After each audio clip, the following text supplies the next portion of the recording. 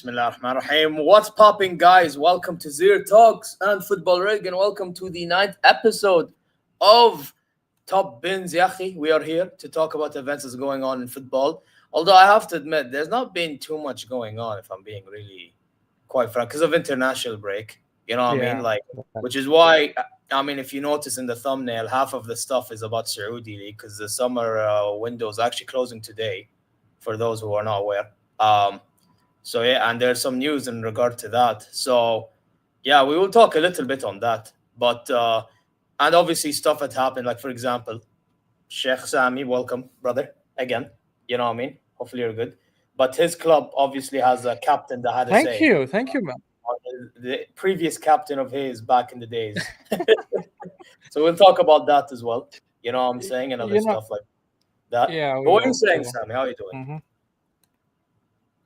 Man, I'm good, man. It's I hate the international break. It's kind of boring in terms of football, but it gives you like a break sometimes, to rethink and reassess things, and maybe you do other things than just watch football. So yeah, we are here, man. We're here to talk about everything, some previews about the league that's happening in the weekend. So I'm very excited to talk about it. Fairs, man. You know what? I'd say about a bigger Pravi. Yeah, facts, man. Smash the likes up and subscribe. Otherwise, I'll go get my ship. Bro, by the way, lately I've been using my ship to force these people to slap the likes and subscribe. تعرف قصدي صح؟ Ship is real, man. Yeah, man, of course. Oh, I see my man's drinking half M's, yeah? هذه بقول صدق هذه half million. Who's gonna half a million? Half million. القهوة. Half million. Oh yeah, half million. Yeah. ايوه تعجبني. One of the best in Saudi. راجحي settings, man. You get me? But listen, on a real though, yeah, slap the like and subscribe, guys. You know what I mean? For both channels, Football Rig, ZeerTalks. Like as well, both channels. Go check socials, and inshallah, you guys are well wherever you are, man. And again, like I said, if you don't, eventually, I'm gonna go get the ship, and I'll make sure you do it. Inshallah. Listen, I say we kick things off. Bro, you know what? Let's start with your club, bro. Because, I found, funny enough, this piece of news, I found out actually by watching League Gunner. Now, obviously, for those who are not aware and are living under a rock, like, Tony Adams basically said that Declan Rice should be captain and not Martin Ødegaard. Now, Martin Ødegaard, I believe, was asked about this during his international break. And he basically said, long story short, it's best to block out the noise. People are going to say positive, negative things. Say it as is. No, I have it here, right here. I mean, I read it before. I don't know. Like, I'm saying along the line. I brought it here. I mean, it's just like... Mumtaz, because I don't remember the book. I don't either, and I read it a long time ago, but he said, and I quote, "I don't care that much, to be honest. Everyone can have their opinion and say what they want, and I'm all right with that. I can't care about what everyone said. There's a lot of negative and positive things to say, but I can't let it affect me." You know, that's what he said. Hello. So what are you saying about that? To be honest, Tony Adams, is one of the icons of Arsenal Football Club. He was Arsenal captain. He won leagues with us, and you cannot just disregard when he gives a solid comment like that. And I think he's right, honestly speaking. Ødegaard has not shown any sort of, I would say, levels in terms of captaincy. I don't think he's the guy to carry Arsenal to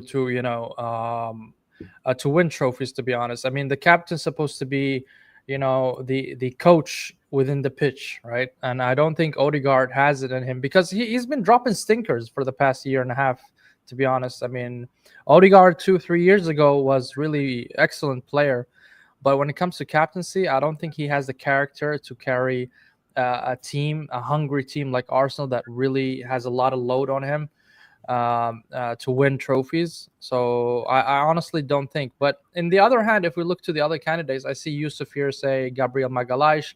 Gabriel Magalhaes, I think, is a good shout because of his seniority, and I think he's been with us for a certain time. Yeah. But in overall, I would say also Declan Rice. Even though, look, the second captain in the team is Saka. Actually, he's the second guy or the second captain of the team. But also Rice is a good shout, and the reason why Rice, and I think even Lee Gunnar said it, and I agree. He won a trophy with West Ham. He won the Conference League with West Ham. A team that you've never seen them win anything in your lifetime. It is something to count. But I mean, I don't understand the point where Arteta says the player chose it's like he's running a democracy or anything. It's not like that. I mean, as a coach, you identify the best, I would say, person to reflect your thoughts and your tactics in the pitch, and you have to select that player. I don't think uh, you should uh, put it out to vote. I mean, I'm against that, to be honest. I'm not being a fascist or anything, but it's just I don't think that's a good model to choose your captain. What do you think? So what? Like the whole, you're not a fan of like the democracy side of it? Is that what you mean? Well, the way they captain and Odegaard as a captain. Oh, I agree with you. That's the case. Don't think I disagree. Relax. I actually think if you're choosing a captain, you need someone that's outspoken and that's willing to do whatever it takes to win, bro. What it takes to win, if somebody's doing something wrong, تعلمهم. You literally go and tell them, wake up. Yeah, it's not good enough. Yada, yada, Yeah. yada. Obviously, there are ways in doing it because I know fans, by the way, sometimes even I can admit, and I'm not going to lie, sometimes talking to you, Sammy, sometimes puts me a little bit down to earth. You get me? Like, I'll tell you why. Because sometimes even I can be a bit too reactionary. Yeah? Like, Okay. I'm not going to lie. Right. Like, the thing is, it's all good. Oh, we want this guy to give clarity, this, but we want to see listen, you're so bad. And you want to be in front of the cameras and everybody. It's like we want to all see that. Don't get it. But like sometimes it's smarter to do it behind the scenes. I have to admit it. Like, because if you do it in front of everybody, now it's gonna be like a whole drama, a whole mashakal this. But, Like but everyone that's the case. But you're the captain, right? You're carrying the team during the game, right? Yeah, obviously, obviously, you know what it is for me. I think call them out, but it's also how you do it. Found Guzdi? It's how you do it.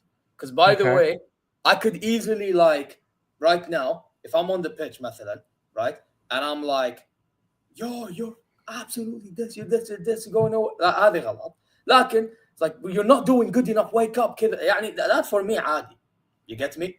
Like it's ways in which you do it. Like delivery of like your message. Because by the way, some captains, when you do too much, bro, they're not gonna want to hear you out all, bro. But then again, I'm only saying this in this way because obviously football players nowadays have gone soft. Like, but you gotta have that guy that you rally behind. You know what I mean? Yeah, 100%. I don't feel it with Ødegaard. You know what I mean? Like, okay, I see. And that's why Declan Rice is a good one. He's leading the press. Yes, but when shit turned to sour for Arsenal a couple of games, I mean, he did not carry us. I'm not talking about Ødegaard, Sammy. Oh, I thought you were talking about. I mean, you're saying in general. Okay, I agree with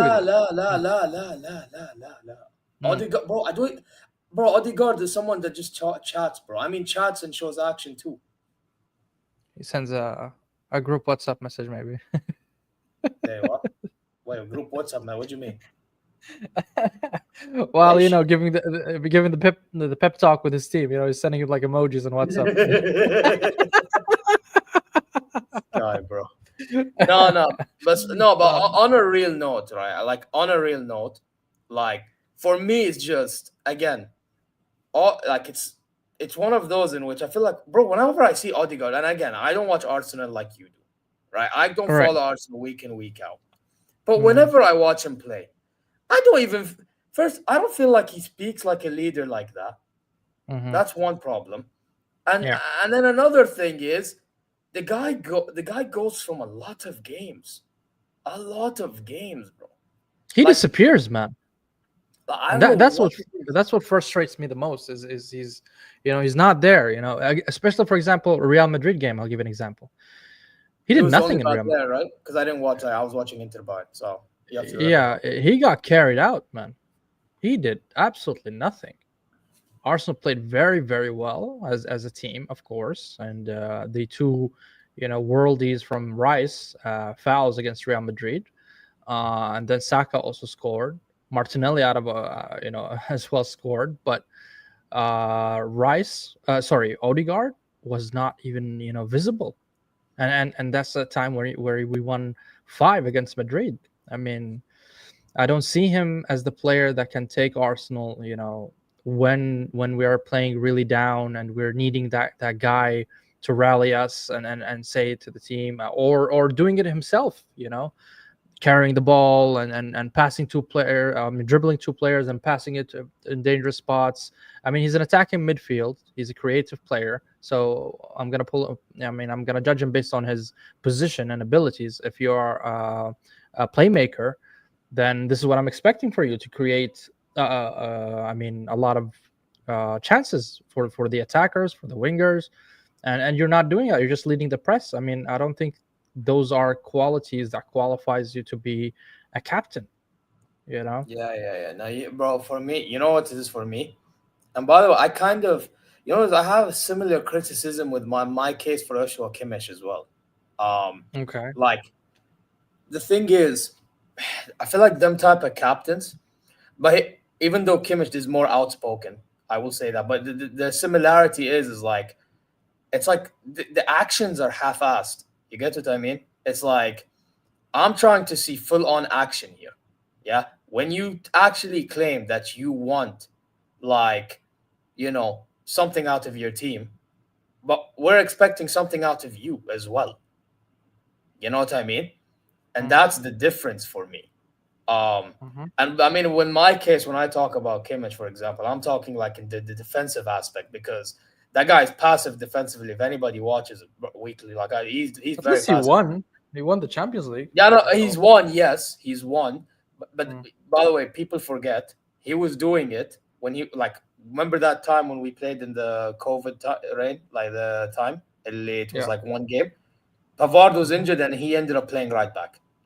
Mm-hmm. People forget this. He was, and this is why a lot of us in our fans say he's better right back. Anyway, that's besides the point, right? The reason why I brought this up is because I feel Ødegaard's similar in a sense that the guy doesn't show action as a captain. Yeah, I agree That's with what you, it 100%. is. 100%, I agree with you. If that's the character, then I don't want him to be the captain of my team. To be honest, I want Also, why somebody did he who's get gonna. chosen captain? Why did he get chosen captain? Afwan, sorry. Oh, why did he get chosen captain? Arteta said in the press conference that it was a vote. Huh? It was a vote. The How do you players know? voted. Yeah, this is what I'm saying. I disagree with the way that we chose our captain, which is a vote. I mean, I understand the democracy and all that stuff, but when you're talking about captain, somebody that will carry your tactics beyond the dressing room to the pitch, you need to select the player that you think is capable of doing that, to cascade the message, to implement your ideas as a manager. And I don't think Ødegaard is that type of player. And it doesn't matter really if he has to be a defender, a midfield. I don't care about the position. I care about the character here. Like I said, I prefer to be even Saka. I don't want him to be the captain. Even I rate Saka highly as a player, but I don't think he's a good captain. I think Declan Rice is a good shout. I think Gabriel Magalhaes is a good shout. Those are the 2 that I would choose. Is there anybody else other than them two? You would think maybe Mumkin. At the moment, no. I cannot say about Zubamendi yet. I cannot say about Zubimendi, Mata. Jokeris as well. I cannot say. I mean, I haven't really seen the player and the way they react, especially when when there's like an issue in the pitch, and how they calm the players, or how they talk to the referees and all that stuff. So I cannot say about Jokeris or Zubamendi yet. But for Gabriel Magalhaes and Declan Rice, I think those are 2 players that can actually carry the captaincy. And Declan Rice did it with West Ham and won the Conference League, so he's been there and done it. Rice. I think Declan Rice is the best option. I think more so than Gabriel. Believe it or not. Both of them, I rate them, to be honest. If they choose one of them, I'm happy with it. Because you know what? Listen. I told you this before, and I'll say it again. Obviously, with Declan Rice, my thing is like, obviously, like, I see him as more like a DM personally, right? But even then, that still means I see him as a starter at your club, and I still see him doing the hard work for your club. You get me? Based on everything I've just mentioned. So I just think he's the best shout, personally. And keep in mind, like, here's something you need to understand as well. I could see Declan Rice lasting at Arsenal because he's English and he enjoys London more than Gabriel. That's something else you need to factor in too. And that's why I would give it to Rice, man. Godfrey, would you accept this Ravi guy, scolding Arsenal like that in the comments? Come on, Godfrey, you need to reply to it. Big up Arsenal to you, are useless as a club. They want to be something they ain't. That's why they won't win. Brother, listen, I wanna troll Arsenal, but so I'm trying to have a conversation right now, brother. So Ravi, listen, as much as I want to troll them, don't get it twisted. The only thing I can tell you right now is shut up, bitch. Oh my God. The only time I'm defending Arsenal Football Club. I don't even have the energy for it. Oh man. I feel so even when I tried defending you, man, you guys can't even like help me defend you. Okay, well, there you go. Sorry, Ravi, I had to do it, man. But it is what it is. But yeah, man, listen. We can transition to another new piece of news that's happened in the Prem. Konate, bro. Now Real Madrid fans, they're saying like they're gonna probably get him. You know what I call this, yeah, Sami? لعبت GTA من ايام زمان يمكن. ايوه حرام سيارات كيف؟ ايوه basically I genuinely see Florentino Perez being like Leicester. Genuinely. Yeah, this brother pulling heist of all heists, bro. Trying to get Konate. That's how he does with everybody else. I think they're still struggling financially because of the renovation they've done in the Santiago Bernabeu. I think they took a huge hit. I think they took it. Okay. Something I'm saying what I believe. I'm saying this is my opinion. Okay. I still there are some loans that they have to pay up or some debts they have to pay up because this is not the way Real Madrid behaves, generally speaking, to be honest. I mean, we both know Real Madrid. I've seen Real Madrid in many, many years, and this is not how they behave in transfer windows, especially. If they wanted the player, they would get the player. Doesn't matter the cost. This is the Madrid I grew up watching. And for them to go in that kind of way or method to obtain players is just wait for them for the contract to expire and just get them on a free. I mean, it tells me there are something going on with the financial of Madrid. But anyways, regardless of what's going on with Madrid, but the Konate news, honestly speaking, if Konate continues dropping stinkers like he's doing in the first 3 games, I don't think Madrid is going to look into Konate. I think they're going to turn and aim for Saliba if we don't get him renewed this year. If Arsenal don't pin Saliba with a contract, an extension, I think they will turn into Saliba. Or even both, even both. Yeah, apparently they're trying to go for both, bro. I think they can do both, but if we're saying one of or the other, I think they will prefer to have Saliba over Konate. And it's not saying that Konate is a bad player. I'm just saying Konate is not looking really good in the first couple of games. Maybe he's not in form. But nobody can deny that Konate is a significant defensive player for Liverpool. But so far, he's showing stinkers, and Van Dijk is carrying the defense so far in Liverpool. I mean, he's carrying the mistakes. He's carrying the team as a leader. I mean, Van Dijk is probably one of the best defenders that ever played in the Premier League, from what I've seen from him in the past 6-7 years. And I think they will turn to Saliba if Konate continues to drop stinkers like that. No, I mean, to be fair, that's fair. That's fair. I mean, but I don't know, bro. I feel like no matter which club it is, the longer you keep that guy on 1 year left on his deal without signing a new contract, it's finished. Bro, by the way, we have a similar issue. However, for me, in my case, I actually low-key don't mind. And I say low-key even though it should be high-key because a lot of my fans actually want to keep him. Upamecano, same thing. 1 year left in his contract, and Madrid is going to try to do the heist of all heists, as I said. So yeah, listen, let's see what type of center back they get. But in terms of then a Liverpool perspective, though, I don't know about you, but do you think the one thing they need to fix up is their defense? Definitely, 100%, because they don't have depth in that defensive area, and maybe as well a goalkeeper. A goalkeeper could be also something they will have to look into. The defense, and we've seen. I mean, the player they wanted to sign in the last day, but they couldn't, which is Mark Gahey, right? That shows what players they're looking for. They're looking for defense, and I understand because they have only 3 players that plays in I mean, good defensive options, which is Van Dijk, Konate, and what's the other guy's names? I forgot his name. Gomez. Leone, No, Itali. Gomez. But they Yeah, have they have all of Gomez. them. And Hano, I'm not saying Real Madrid is broke. I'm just saying I think they're committed to certain financial things or debts that they need to pay off, Financial especially. restriction, basically. I know what I you think, mean. and especially after the renovation they've done for the Santiago Bernabeu. By the way, they went head to head with Morocco on which stadium that will host the final in 2030, and I think I heard that they lost to the Moroccan stadium. Yeah, the Morocco new stadium, mashallah, looks nice. They played in Yeah, it to man, it qualify. is. It is. Mabruk, But yeah. no, Real Madrid is not broke, bro. And this is what I'm saying. I grew up watching Madrid's. I mean, breaking records after records. If you recall, they signed Ronaldo, they signed Kaká, they signed Benzema, they signed Xabi Alonso, all in one window.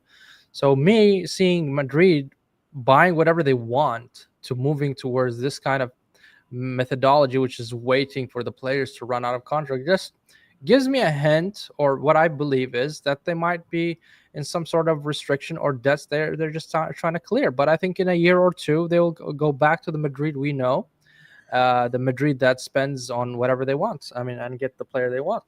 This is what I I still, think. well, I actually think they have money, but they're trying to be safe. Because by the way, Perez is very calculated. He is very, very well. Like, the thing is, what you fail to understand, Sami, I agree is with you. that Real Madrid, they sell a lot of merchandise, bro, because of the stars that they have. You know Yeah, what I mean? yeah. And they have good sponsorship deals as well.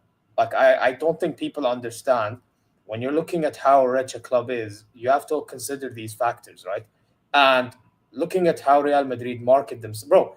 Last season, when you played them, these guys were marketing themselves, and I think they were selling merchandises about Remontada, bro. hmm You know what I'm saying? So, like, trust me, they're okay. Financially, they're okay. And it's not as bad as Barcelona, مثلا. Barcelona, they have a lot of debts that they're trying to. So explain to me, why are they just waiting for the players' contracts to expire and then getting them over the line But I just instead of feel like, buying?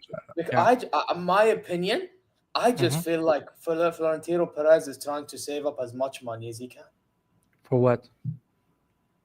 Whatever projects he has in the future with Real Madrid.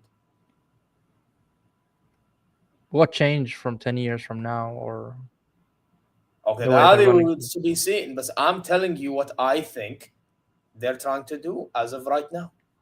I think Yeah, they're trying to but it save has to up make as much. sense, right? I mean, No, okay, and what? It doesn't make sense that they're trying to save up money for whatever they have that we don't know is going on.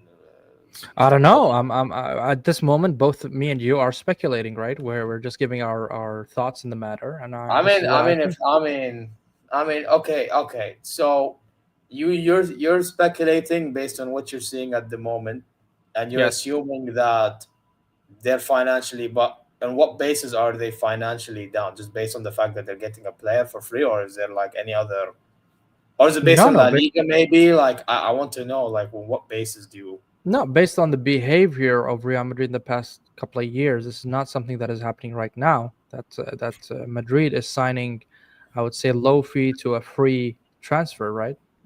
This is the behavior we've seen Maybe it's so. TV money. Maybe it's TV money. I don't know. Maybe, Maybe because like I by the way, Javier, Mhm. by the way, Real Madrid hate their La Liga president, and that La Also Liga the president. renovation in the stadium. So this is what I'm basing on. Maybe that's something I don't know. That's something I need to ask Madrid fans about. But yeah, there you go. Like, interesting. Because by the way, to be fair, one thing, even me, I just started realizing about leagues in general, including mine, and what a TV money, bro. I think TV money is why these guys are overly protected. Their funds. Yeah, but that's nothing compared to the Premier League. So what I heard, Yeah, that's the point. That's the point. TV right. money. I'm saying Oh, Premier you're League. saying it's too little for Right, no, them? I'm saying TV money, obviously, in the Premier League, للأسف, is actually more than the other It is, leagues. it is, and I was Because watching. obviously, the more viewers, the more money, blah blah blah blah blah blah blah. Again, down to what I Not used only to say. that, so that it has to do with also the way they commercialize the Premier League and the way they marketing. commercialize. Yeah, marketing, of course, marketing. And I think if it's true, I was watching Hussam's channel and they were talking, him and Martin, the Manchester City fan, and they were talking about. Yeah, they were saying stuff about that deal that's going to be expired for the Premier League, and it's going to be a new one, which is way higher than the one they already have, and the clubs will earn 200+ million per year guaranteed and all that stuff. So that will take, the Premier League even further in terms of financials compared to La Liga. I mean, I'm not saying in performances wise, but in terms of money, the Premier League will start even bringing players with hefty amounts and easily convincing players with the amount of salaries they can provide compared to other leagues. Compare, for example, to the Italian league, compared to the Spanish league. I mean, beside, of course, Real Madrid and Barcelona, excluding those two teams, I don't think the other teams in La Liga can compete financially. And La Liga, and Serie A is way far, and I don't think there's any European league, even the Bundesliga, with all the respect, there's only Bayern Munich alone that is can be comparable in terms of financials, but the rest of the Bundesliga is not really, I would consider, a rich club. You know what, though? I would say, the thing is with our case, though, is because you see, La Liga, it's more understandable, fam. It's more understandable because the way they operate is obviously money distributed. They have the whole sponsorship, but with us, it's because in Germany, obviously there's 50+1 rule. So basically, the revenues, 50+1 rule. 50+1 rule is basically the condition in which the fans have a lot of say in what happens in their clubs. Fahamt? Okay. The 50+1 means 51% at least is to be owned of the clubs. All of them are to be owned by fan memberships, by fans that pay for memberships, right? Okay. So because of this, guess what? Now clubs sell a lot of fan members. And in Bayern's case, they sell the most. I actually think if I'm not mistaken, because of this conditioning, they sell the most in world football as well. Because of this condition, it helps, right? So based on that, by selling, you mean the highest fee? You mean? No, they basically we've sold around 400,000 fans. Tickets. Okay. Yeah, no, not tickets. Memberships. You know how each club memberships. Okay, yeah, membership. Yeah. Okay. So when you buy when the fans purchase the memberships, you're basically allowed to have a say in what happens in clubs and assemblies, كذا. You get more contribution, being part of the alternate, whatever. Yeah, هذول حاجات. So in our case, because of this, there's less excuses than it is in La Liga. You get what I'm saying? And because of that, we obviously, and I say it's because we generate most revenues based on this. We generate revenues out of fan memberships, get hella sponsorship deals. The Allianz Arena, we usually sell 99% of the tickets at the grounds. I think the only one that sold more tickets in their stadiums, or as much or more, is Borussia Dortmund, because their capacity is more, etc. Right? So based on all of the things I've mentioned, we have less excuses about the whole money this than the La Liga clubs or the Serie A clubs, in my personal opinion. You understand what I mean? Which is why I'm very critical when it comes to my team. But I also kind of get that, obviously, with TV rights, which is the reason why Goldbridge started doing his thing, watching. I get it, right? It's not as much as, Premier League in terms of viewerships, but at the same time, we still have enough money to do our jobs. So that's the only thing I wanted to mention. But other than that, in general, I get it. Premier League, the money that's going in majority of the clubs, it's second to none. Like, but yeah, that's it. Yeah, man. Yeah, I think the Sunderland will be, competing with Bayern Munich in terms of spending. Bro, I'm telling you, I'm telling you, we have as much money as Premier League clubs. I'm not joking. I actually generally think we have as much money, but we just choose not to spend. Like this week. No, I know. Look, but there that's was why. a statement by Uli Hoeneß. I don't know if you've heard about it, but there was a No. statement by him. Bro, he said a lot of things. He said about the conditioning in Jackson's contract. He was talking about this. Ma'afan actually brought up Saudi's name when it came to the Voltamada deal, by the way. So he said, like, let me find the quote because I know you want the quote exactly as it is, yeah. But I swear to God, bro, this guy basically said. But I know that Zira, and I said that excluding certain teams, and I said excluding Barca and Real in La Liga, and excluding Bayern München in Germany.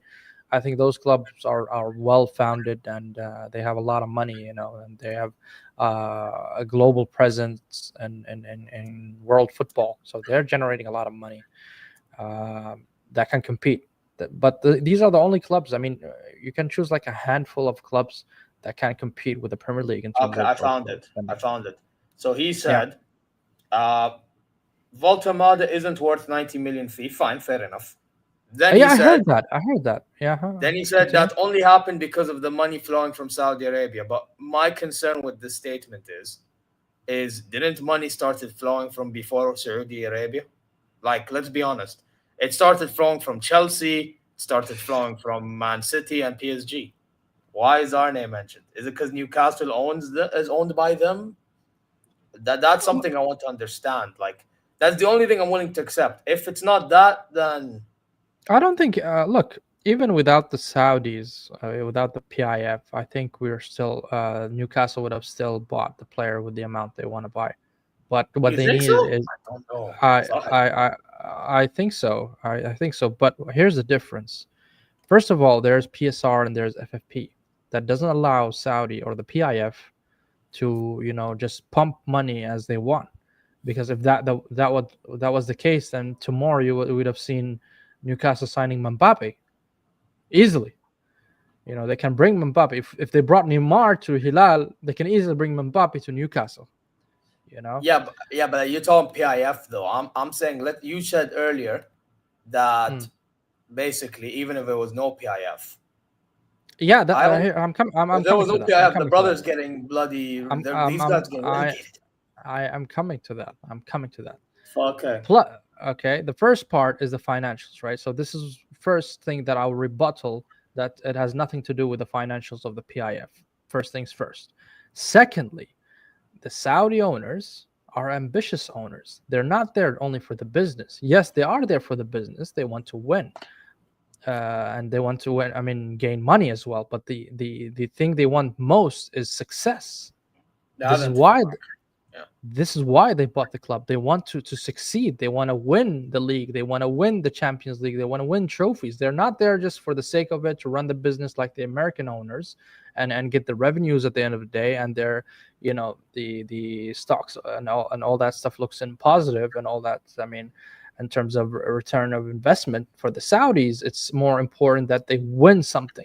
So if they had, I'm assuming, any owners aside of the PIF that have equal or more ambition than the Saudis, then they would have bought those players.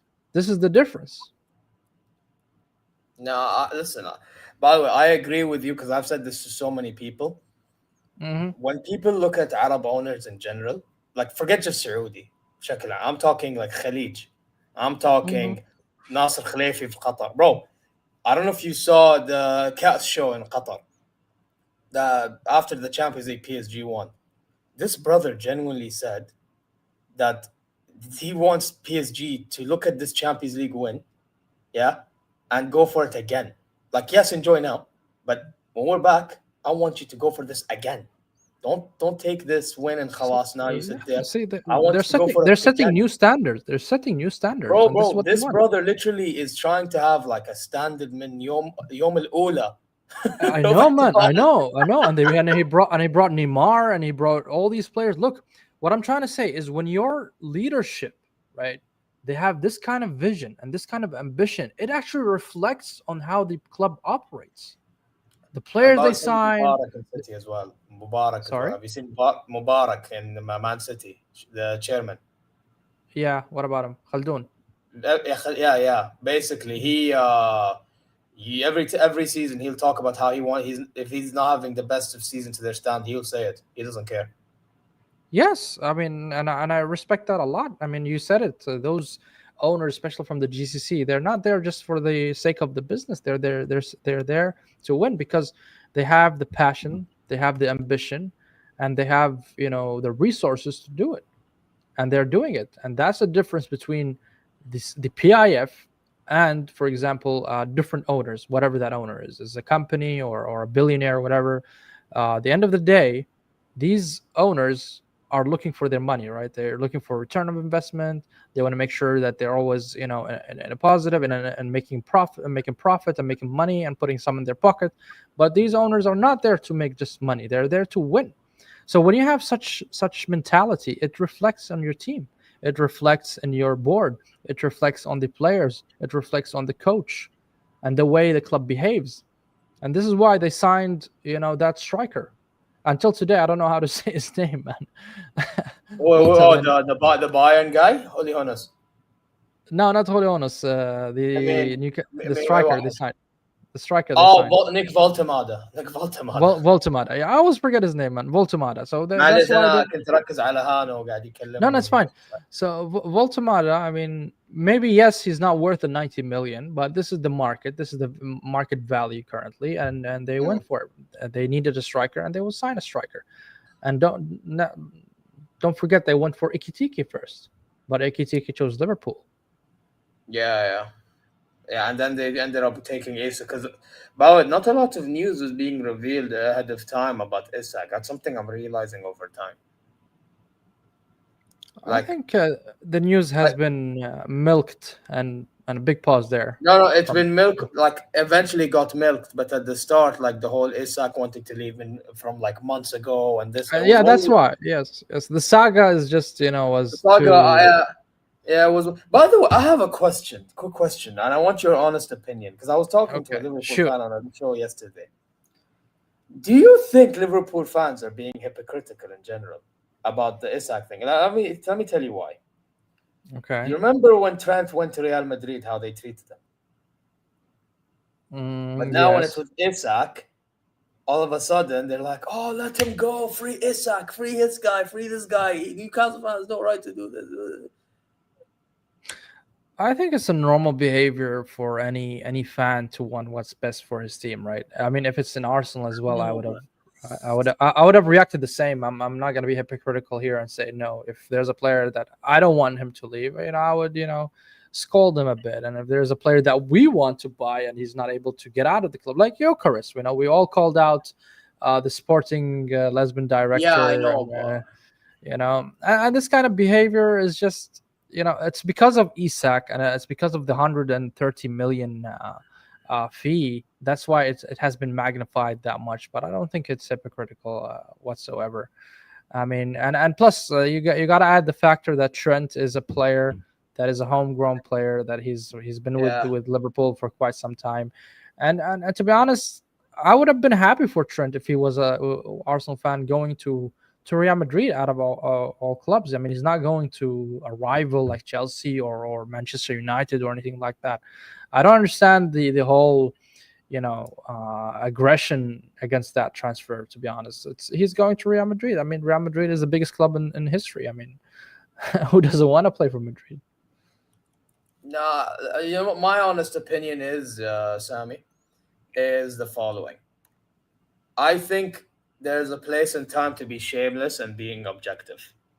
You know what I mean? Like, listen, if you want to be shameless, you can tell. Like, I can tell a time when you're shameless. Like, it's Adi. That's why I won't call you out too much on it. But at the same time, when we're trying to have a serious conversation, it's just time to be objective, to be serious. And if I'm being serious right now, I genuinely think if you're gonna not be happy about that brother leaving your team, then why not have the same energy towards the other guy? At least understand is all I'm saying. على الأقل استوعب. That's all I'm saying. I get your point. And then regarding the Footy Reacts TV comment, Madrid is our rivals. That's fine. But if the player does not want to play for you, I don't want, for me personally, I don't want a single player in my team that doesn't want to play for the team and play for the badge. And Trent, to be, I mean, specifically Trent has delivered in Liverpool, have delivered them the Champions League. He have delivered them the league twice. I mean, you can argue if he's been good enough last season to be part of that squad that won you the league, but still he got 2 leagues and 1 Champions League with Liverpool. So for me, he earned his credit. He should have earned the respect of the Liverpool fans, and the Liverpool fans, in my opinion, should have respected his will or his choice to choose a club such as Real Madrid. I mean, a club with that stature coming knocking on your door, it would be madness to reject them, to be honest. And I'm not trying to be salty or anything against Liverpool fans, but this is what I think. Bro, even if you don't want to be here, don't be here. Pretty much, it's not that simple. Well, it's not that difficult, bro. That's you're right. You're absolutely right, and I agree with that stance. If the player does not want to be here anymore, and you can get some millions out of him, then do it, man. Just get over with it, man. Yeah, exactly, bro. You know what? How a top club really. What do you mean a rat? This is what I don't understand. Footy. Hey, what do you mean a rat? I'm saying? I really do not understand. What is a rat to you? You know what is a rat? That analogy that you're using, a rat, man. If he's joining Manchester United, I would understand he's a rat, or even Arsenal. If he joins Arsenal, and I understand your reaction. But he's joining Real Madrid. To be fair, the reason why they're calling, why they're calling him a rat. I kind of get it. The reason why he's being called explain a rat. It to me. Yeah. So he's obviously a Scouse guy, and you know how Liverpool fans valued Scouse guys, in it. Like, and when Trent back in the day, he said, I actually want to be a captain for this club, and I want to stay here till long. It's like, I feel like Trent Alexander-Arnold, when he made the decision to go to Madrid, I genuinely think he should have considered what he said in the past, because that was always going to bite him in the ass. You know what I mean? It just was. Wallahi, it just was. So now that he's made that decision, I get why he's being called a rat in that aspect. You can also make an argument as well. And to be honest, I only think he understands. It's not a good enough reason for me. Press conference. But continue. Yeah. No, it's fine. It's fine. Right? Then, and this is where a lot of people start like, you know what? I'm starting to understand the 4 guys who called him a rat, why he is a rat. It's because when he joined Madrid and that press conference happened and he's speaking Spanish. So they think now this brother learned Spanish from time. But I even tried telling Reacts the other day that I only think he knows that script and that's it. Because after I think the Hilal game, he got interviewed and he said, I don't want to. I can't speak. I don't want to speak Spanish. I'd rather not speak Spanish, please. I genuinely think this brother only knows the script that he was given to read or like memorize for that press conference. Because obviously in the press conference, he wasn't looking at the script. He was actually, so he memorized that press. He was basically doing this thing. تعرف زي حنا لما ندرس سلم ولازم تحفظ القرآن مثلا سورة القرآن. He probably did the same thing. I'm gonna be honest with you, Zeri. I'm not convinced whatsoever. You're not. You don't have to be. I'm just telling you my. Like you said, I wasn't convinced with some of your opinions neither. You know what I mean? Yeah. But I'm generally not only your stance on the matter. I'm also in general with Liverpool fans that call him a rat. I really don't understand it. I'll give you another example. Here's one that really hurt me the most. One of the transfer that hit me. Which one? Van Persie? I will tell you. The Van Persie one. Van Persie one. He went to Manchester United. He won the Golden Boots, and he won them the league. He gave back the league to Sir Alex Ferguson. You know how much it hurt me? But then when he came and he said, the club was not ambitious enough. And to be fair, at that moment, Arsenal was not ambitious. They were not signing players. They were selling players. And I understood, at the end, my emotions, got the better of me at that time. And I was angry and I was furious, and also Sanchez when he went to United, all of those, really hurt. I mean, like Nasri went to Manchester City, Ashley Cole went to Chelsea for money. I can call all these dickheads as rats, but But at the end of the day, if I look at it from, if I remove my bias side, I'm as an Arsenal fan, right? I'm an Arsenal fan. I'm a passionate Arsenal fan, and I'll always think of Arsenal first. But if I remove that bias for a second, I think of it from a player's perspective and the club's also perspective. If you're not getting to a mutual agreement, mutual understanding, the player does not want to play for the club anymore, for whatever reason. If he flops or he's not performing at that level, or there's no understanding between the club or the coach and the player, and they have to move on. They have to move on. You can get the best out of it, get some money if it's possible, and let the player go. This is my opinion. I mean, I'm not gonna. At the end, I'm supporting Arsenal as an entity, but not because of a player. Nah, I can't. I get it. I completely get it, bro. All I'm saying at the end of the day, bro, is that I get why they're upset about Trent. By the way, in my Every case, player's a rat in this case. No. It depends on how you do it. For me, it's how you do it. Like, really? In my case, I actually think Lucas Hernandez is a fucking rat. Oh, why? Because this brother said he wouldn't leave, right? And this brother said no matter what money comes in and all that stuff, I'm not leaving. I'm staying at Bayern. Now, remember, at the time, we paid 80 million for this guy. Our medical team's trying their level hardest to help him recover, all this stuff. Next thing you know, money comes in, PSG, boom, he leaves. Arato. So he lied. That's rat behavior. Well, is that not rat behavior as well? تفضل قل لي. Is that rat behavior? Look, the player at the end of the day. That's how.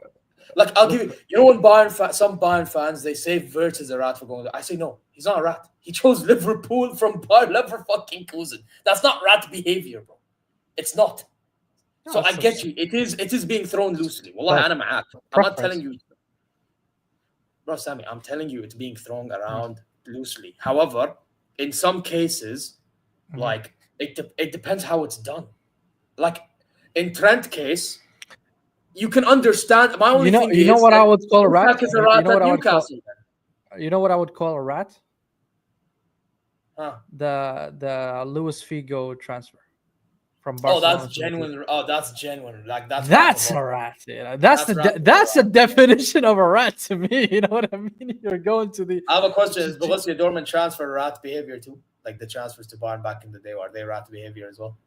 Do you consider them your ultimate, rivals and all that stuff, like Barca and Madrid? I mean, historically, yes.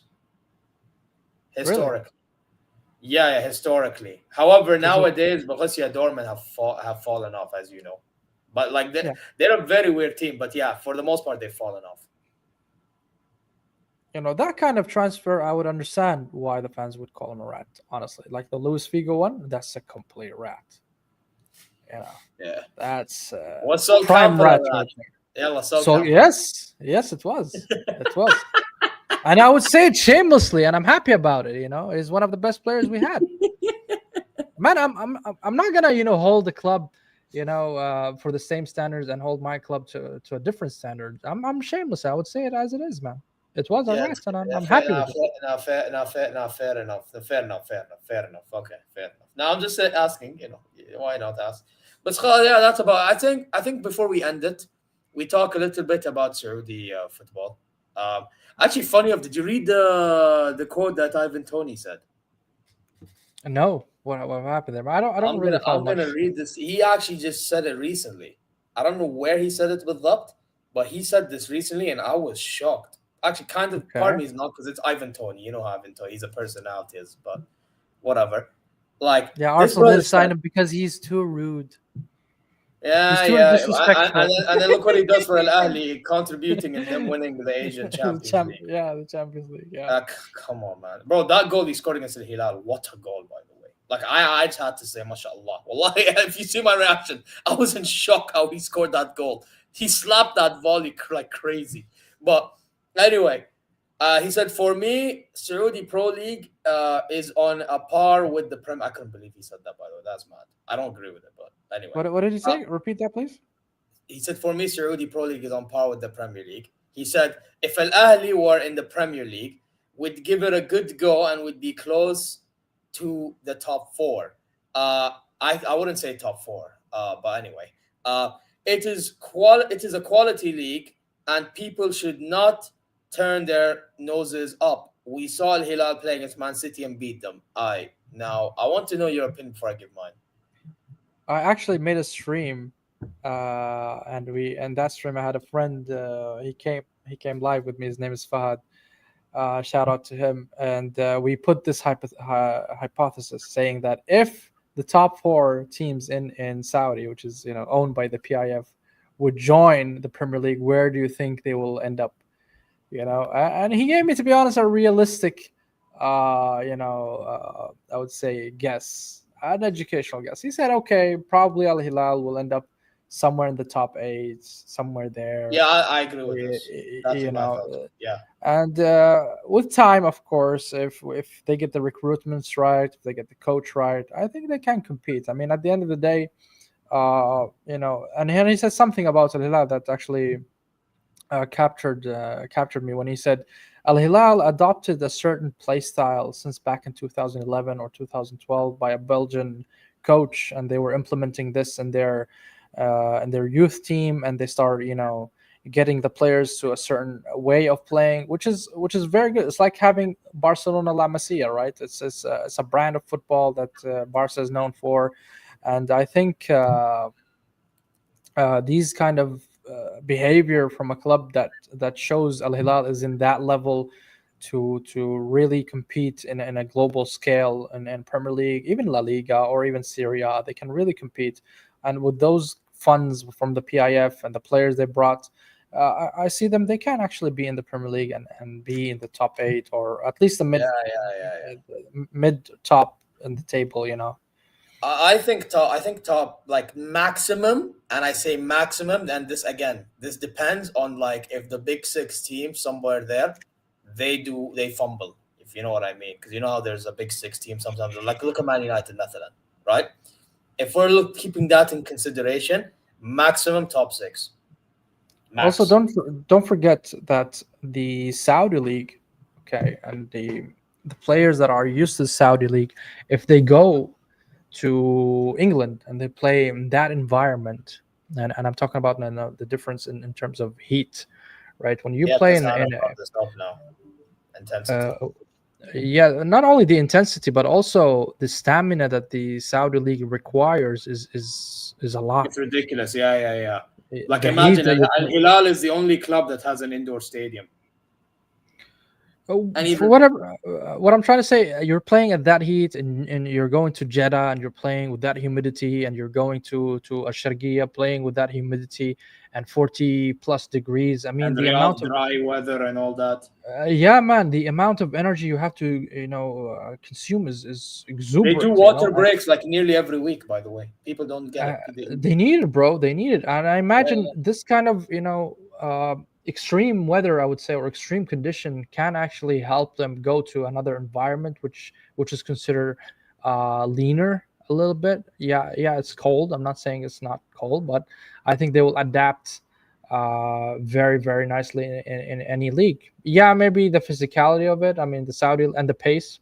The Saudi League is a little bit slower than the Premier League, and when it comes to physical, it's not that slow. It's not that slow though. Funny enough, it's not that slow. Compared to, I mean, you gotta have a reference. Obviously, the quality is not the same, but we're talking because the quality is different. I agree with you, but not only the quality, also the pace, the physicality of it. They need to a little bit improve in that side, and I think they can easily compete in any league. And I'm happy to see that the Saudi League is improving in many aspects and bringing all these players, allowing also the national players to learn from such professional players like Al Hilal. They're learning from good players like Savage, like I wouldn't say Neymar, but you're having really good professional players. Nasser as well, learning from such a character like Ronaldo. Ronaldo's a winner. You like him or not, regardless, he's a winner. And when you have such a mentality in your team, you learn from such mentalities. Mahrez and Ahli, Benzema and Etihad. It's very good to be surrounded by those players and play with them and learn from them, their behavior, their their hobbies and all that stuff, and you can adopt it to your lifestyle as a player, as a Saudi player. It's I'm very, very happy to see that. And I think Oh, and Semakan, the center back, who joined from Leipzig to Nasser, he was talking about Ronaldo's lifestyle in an interview with Kora. If you know them, like, yeah, and he was talking about his lifestyle. It's like that speaks volumes. You know? Yeah, man, it has a huge impact. It does speak volumes. Now imagine you have this young Saudi, players playing around Ronaldo and seeing him how he does it. Yeah, of course, you want to replicate. He's one of the best players that ever played the game. Why you would not replicate? I mean, he wouldn't be successful unless he's doing something right. So I'm happy to see that.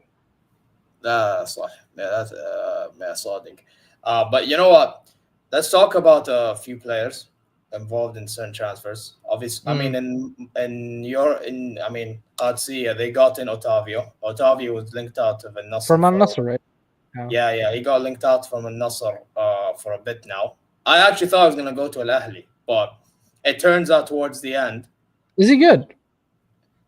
I think he's okay.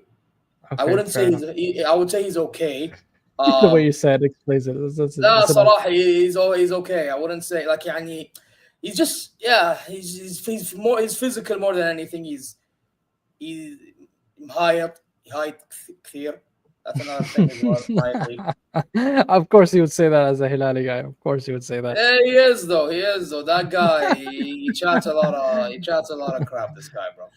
Yeah. No, but I think for Qadsi, I actually said it on a tweet when some Saudi Pro League page tweeted about him, like news about it. I actually think their midfield is going to be interesting to see how he lines up in that midfield because Mus'ab al-Jawair joined as well.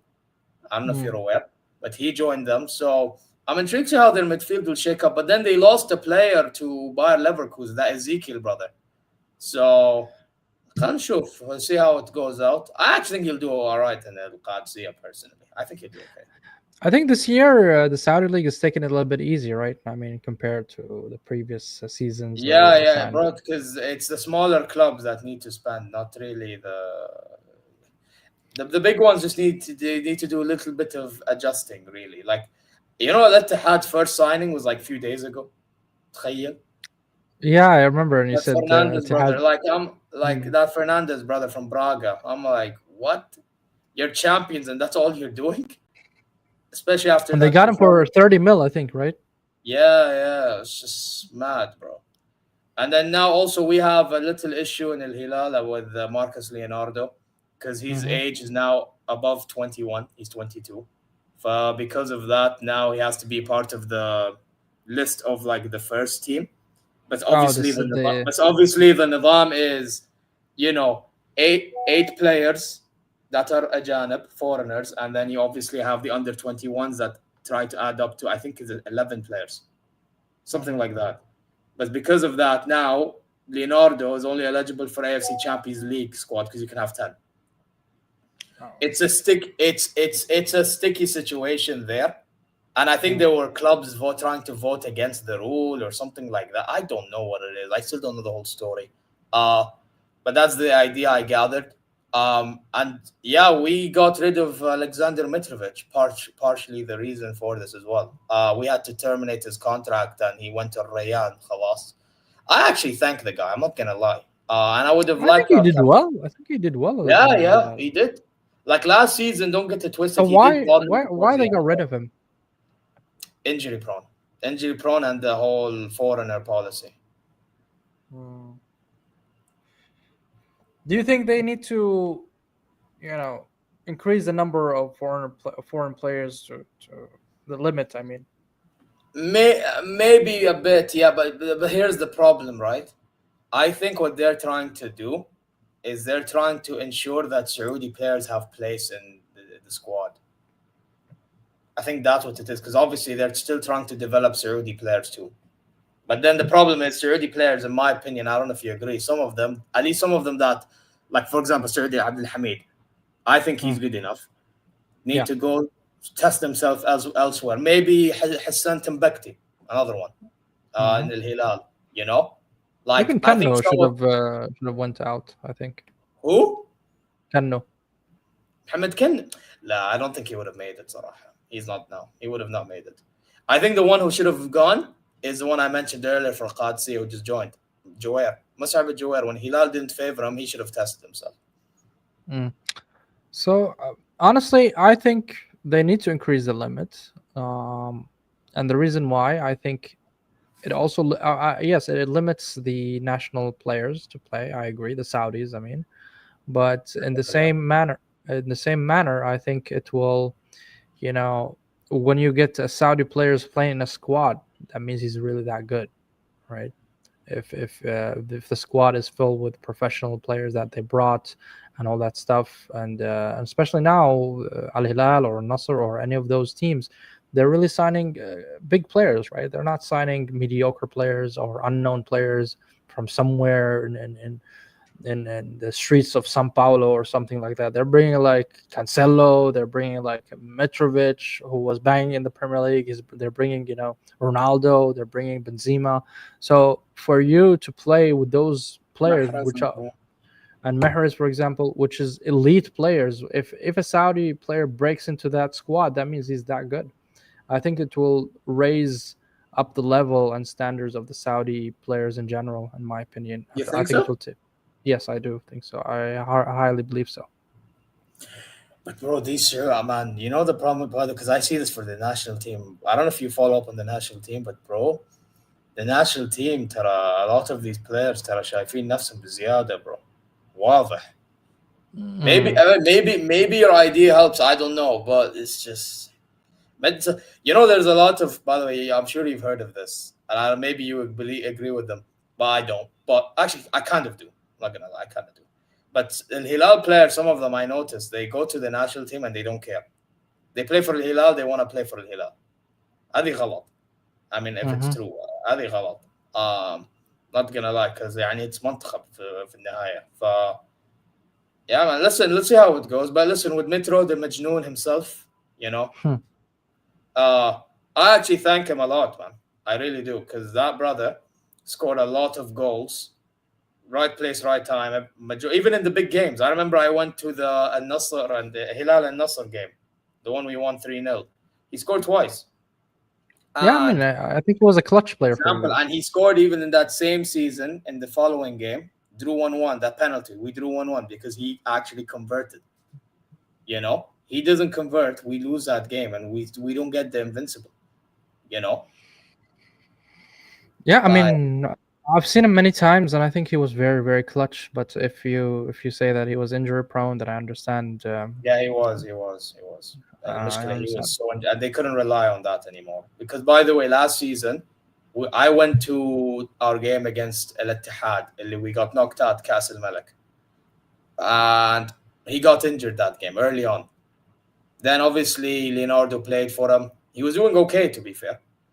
Then Mitro comes back. He's still trying to get up to speed. Another breaking news happens, and he even scored that first game back. Then news comes up that he has some heart issue. And then, which to this day, I still don't know the full details of it. But then, next thing you know, he's recovering, all that stuff. And then he comes back, not looking the best shape at all, not performing to the best ability like he did before. And listen, we know he's not the best on the ball, right? But he's good at positioning himself, But even like in the physical side, I felt like he was a bit softer because of what he was going through. You can tell he was more cautious.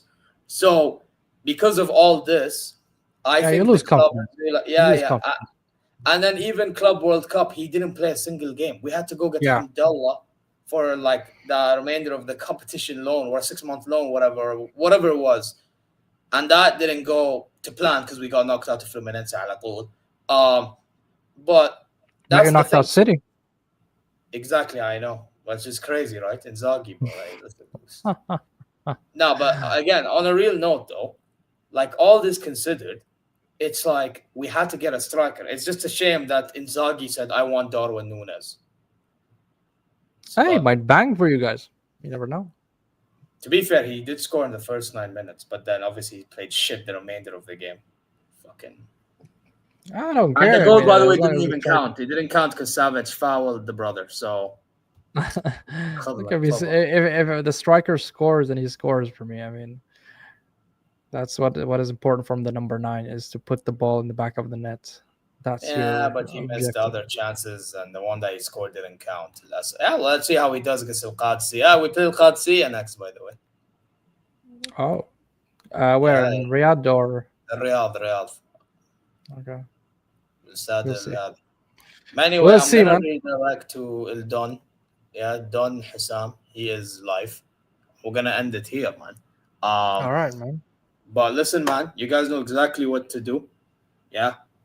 Subscribe to both ZeerTalks and Footbal Rig. Like as well there. Go check socials. And inshallah you're well wherever you are. Hey, listen, I thought this was a good show, man. You know what I mean? I thought. Yeah, we didn't see you triggered. No triggering for me today, brother. No. It was a calm week. But I think next week is gonna be even better. Champion! Bro! It's before. By the way, next week's edition. It's before we play Chelsea. Can you believe it? The Bayern Munchen. Yeah, we play Chelsea after this. I know. I just want to see. Is it gonna be on a Tuesday or Wednesday? Wednesday. Good luck. I'm telling you, it's right before. Yeah, right. This stream is gonna be right before I do a watch. Holy shit! Holy shit, who knows? You gonna win? I actually low-key think we could win, yeah. Okay. It's because Chelsea, I don't know if they're gonna go all in like that. Like I know Chelsea have a better I know Chelsea's midfield is amazing. I know Cole Palmer on his day is insane as well. You know, but their defense is not that good. But like, I don't know, it'll be an interesting game. But I think the home factor, the scheduling, I think it's in our favor a little bit compared to theirs. I think that's what it comes down to. But we'll see. But yeah, man, listen, until then, take care, guys. مع السلامة. Zeer Raid on Hissam's chat.